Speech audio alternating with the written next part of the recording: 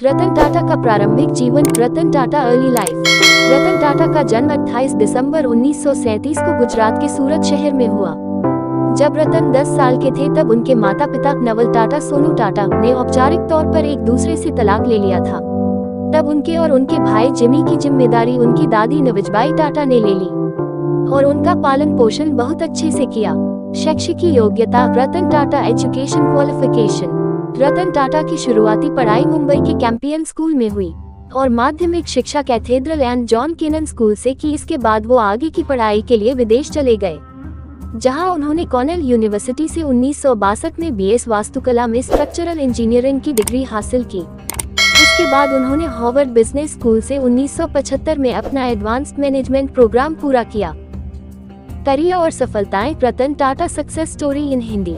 अपनी पढ़ाई खत्म करने के बाद वे भारत लौट आए और टाटा ग्रुप में काम किया। शुरुआती दिनों में उन्होंने टाटा स्टील के साथ शॉप फ्लोर पर काम किया। उसके कुछ सालों बाद उन्हें राष्ट्रीय रेडियो और इलेक्ट्रॉनिक्स कंपनी नाल्को का प्रभारी निदेशक बनाया गया।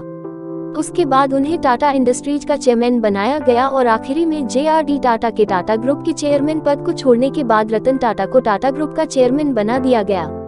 टाटा सॉल्ट से लेकर टाटा सॉफ्टवेयर तक सभी में रतन टाटा की कड़ी मेहनत और रचनात्मक दिमाग है। सबसे छोटी और सस्ती कार जिसे एक आम आदमी भी खरीद सके, इस सोच के साथ उन्होंने नैनो कार बाजार में उतारी। हालांकि नैनो कार उनकी सोच के मुताबिक काम नहीं कर पाई और कुछ सालों बाद इसके प्रोडक्शन को बंद कर दिया गया। एक पत्रिका के अनुसार रतन टाटा अपनी पूंजी का 66% दान कर देते हैं। कोविड-19 जैसी महामारी ने जब देश को चारों ओर से घेर लिया था, ऐसे वित्तीय संकट में टाटा एंड ग्रुप ने अपनी पूंजी में से 1500 करोड़ का फंड दिया। हालांकि आज रतन टाटा टाटा ग्रुप के चेयरमैन पद से रिटायर हो चुके हैं, लेकिन वो आज भी कामकाज में लगे हुए हैं और नए नए इनोवेटिव आइडियाज के साथ कुछ न कुछ क्रिएटिव सोचते हैं, जिससे कि नए युवा पीढ़ी को रोजगार मिल सके। ऐसे महान व्यक्तित्व के बारे में जितना कहा जाए उतना कम है।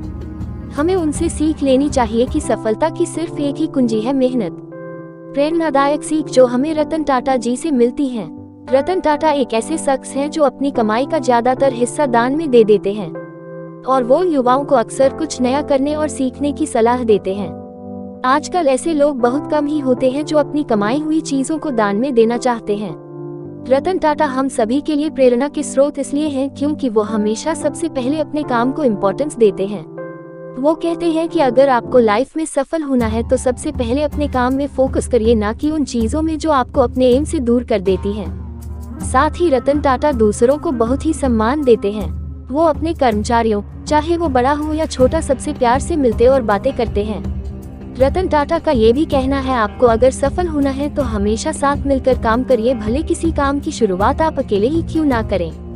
लेकिन अगर आपको उस काम आगे भी सफलता पूर्वक बढ़ाना है तो लोगों के साथ जुड़े रहें और उनके साथ मिलकर काम को आगे बढ़ाएं। दोस्तों, आपको रतन टाटा जी की सफलता की कहानी कैसी लगी, कमेंट सेक्शन में जरूर बताएं। ऐसे ही संघर्ष से लेकर सफलता तक की कहानियों से प्रेरणा लेने और जीवन में सफलता पाने के लिए हमसे जुड़े रहें।